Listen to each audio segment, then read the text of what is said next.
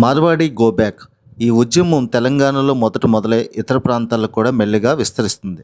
మార్వాడీలు తమ స్థానిక వ్యాపారుల యొక్క వ్యాపారాలను చాలా చెడగొడుతున్నారని, పూర్తిగా నాశనం చేస్తున్నారని, వాళ్ళ ముందు తాము నిలబడలేకపోతున్నామని, ఎక్కడి నుంచో వచ్చి ఇక్కడ డబ్బులు సంపాదించుకుంటున్నారని, ఇక్కడ ఏమీ పెట్టుబడులు పెట్టట్లేదని అన్ని వర్గాల నుంచి, ముఖ్యంగా స్థానిక వర్తకుల నుంచి వాళ్ళ మీద తీవ్రమైన వ్యతిరేకత ఉంది. అసలు నిజంగానే మార్వాడీలు అంత చెడ్డవాళ్ళ? వాళ్ళు చేసే బిజినెస్ వ్యూహాలు అంత గుత్తాధిపత్యాన్ని కలిగి ఉంటాయా? అసలు మార్వాడీలు ఎవరు? వీళ్ళు ఇండో ఆరియన్ జాతికి చెందిన వాళ్ళు, రాజస్థాన్ నుంచి వచ్చిన వాళ్ళు. మొదటి నుంచి వ్యాపార రంగంలో ఉన్నారు. తక్కువ చదువుకున్నా కూడా వ్యాపారంలో నైపుణ్యం నేర్చుకుంటారు.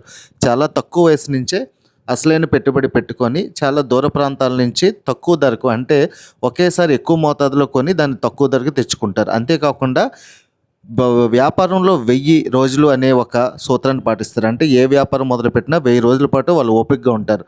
అంతేగాని రాత్రే కోటీసులు అవ్వాలనుకోరు. ఇదే వాళ్ళ అసలైన రహస్యం.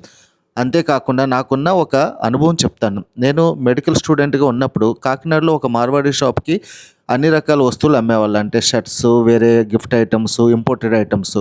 వాళ్ళు మనం ₹100 కొనడానికి వెళ్ళినా, ₹200 కొనడానికి వెళ్ళినా, మేము షర్ట్లు అది చూస్తున్నప్పుడు, చిన్న చిన్న ఐటమ్స్ చూస్తున్నప్పుడు పక్కనే 1000, 5000, ₹10,000 వస్తువులు కూడా కొనడానికి కొంతమంది ధనవంతులైన వాళ్ళు కస్టమర్స్ వచ్చేవాళ్ళు. కానీ వాళ్ళతో వాళ్ళు ఎలా మాట్లాడతారో మాతో కూడా అదే మర్యాదతో మాట్లాడేవాళ్ళు. మేము ₹100, ₹200 వ్యాపారం చేస్తున్నా మేము వెళ్ళిపోతుంటే మమ్మల్ని వెళ్ళనివ్వకుండా ఒక ఐటెం తర్వాత ఒక ఐటెం చూపించేవాళ్ళు. గొడవ నుంచి తెచ్చి చూపించేవాళ్ళు. అది వాళ్ళ అసలైన రహస్యం. నిజంగా అనుకున్నట్టు వాళ్ళు కేవలం చీప్ అయిన వస్తువులు అమ్మడం, లేకపోతే అన్ని రకాల వస్తువులు అమ్మడమే కాదు వాళ్ళ వ్యాపార రహస్యం. వాళ్ళ కస్టమర్తో మాట్లాడే విధానం, టైమింగ్స్, ఖచ్చితమైన పని వేళలు పాటిస్తారు, మర్యాదగా ఉంటారు. మనతో ఆ వ్యాపారాన్ని ఎలా చేయాలో వాళ్ళకి తెలుసు. మన స్థానిక వర్తకులు ముఖ్యంగా కొంత వ్యాపారం కొంచెం పెరగగానే కస్టమర్తో మాట్లాడే విధానం చాలా మారిపోతుంది. క్వాలిటీలో తేడా వస్తుంది, మాట్లాడే విధానంలో తేడా వస్తుంది. అప్పటి వరకు మీరు అనే పదం నువ్వు అనే వస్తుంది. ఏదైనా అడిగితే కొంటే కొను లేకపోతే లేదనే మాట వస్తుంది. బట్ మార్వాడి నోటి వెంట ఆ మాట ఎప్పటికీ రాదు. ఒకవేళ మీరు కొనలేకపోయినా, కొనకపోయినా, తనకి నచ్చేటట్టు మాట్లాడిపోయినా చాలా ఓపికగా సమాధానం ఇస్తాడు. ఎందుకు తాను ఇవ్వలేడో చెప్తాడు, ఎందుకు ఇవ్వగలుగుతున్నాడో కూడా చెప్తాడు. ఇది మన వాళ్ళ దగ్గర చాలా లోపిస్తుంది. అంతేకాకుండా వాళ్ళు అందరూ మూకుమ్మడిగా ఐకమత్యంగా ఉండి ఒకే చోట నుంచి కొన్ని రకాల వస్తువులు కొనుక్కుంటారు. మొబైల్ స్పేర్ పార్ట్స్ అవనండి, మొబైల్ అవనండి, క్లాత్స్ అవనండి, స్వీట్స్, ఏదైనా కూడా కలిసికట్టుగా చేయడం వల్ల రేటు తగ్గుతుంది. ఆటోమేటిక్గా ఆ రేటు తగ్గడం వల్ల అది మనకి అప్లై చేయగలుగుతారు. అంతేకాకుండా వ్యాపారంలో వాళ్ళు అప్పులు తక్కువ చేస్తారు. దానివల్ల వడ్డీలకి అది కట్టే డబ్బు తక్కువ ఉంటుంది.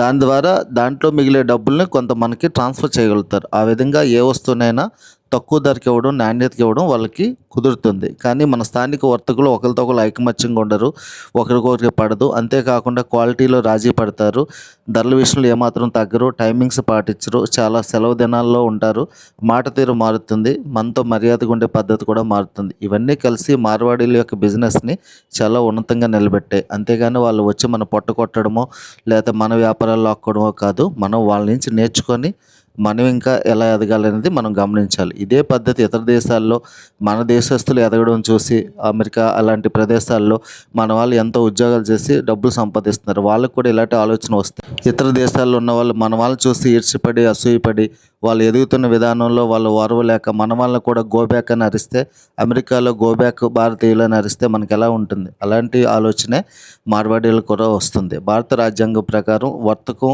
ఏ దేశంలో, మన దేశంలో ఏ ప్రాంతంలో ఏ రాష్ట్ర వారైనా, ఏ కులం వారైనా, మతం వారైనా చేసుకోవచ్చు. రాజ్యాంగం అది వాళ్ళకి ఇచ్చిన హక్కు. మనం వాళ్ళతో పోటీపడి వాళ్ళకంటే నాణ్యతైన వస్తువులు ఇచ్చి, సరుకులు ఇచ్చి మన వ్యాపారంలో గెలవాలి. కానీ ఒకరిని పంపించేయడం ద్వారా మనం గెలవాలనుకోవడం, ప్రత్యర్థిని చంపి ఆ పోటీలో మనం గెలవాలనుకోవడం ఉంటుంది. అది ఎప్పటికీ గెలుపు కాదు, అది ఓటమే. భారతీయులమైన మనం ఇది అర్థం చేసుకొని అందరం కలిసికట్టుగా ముందుకు సాగాల్సిన అవసరం ఎంతైనా ఉంది.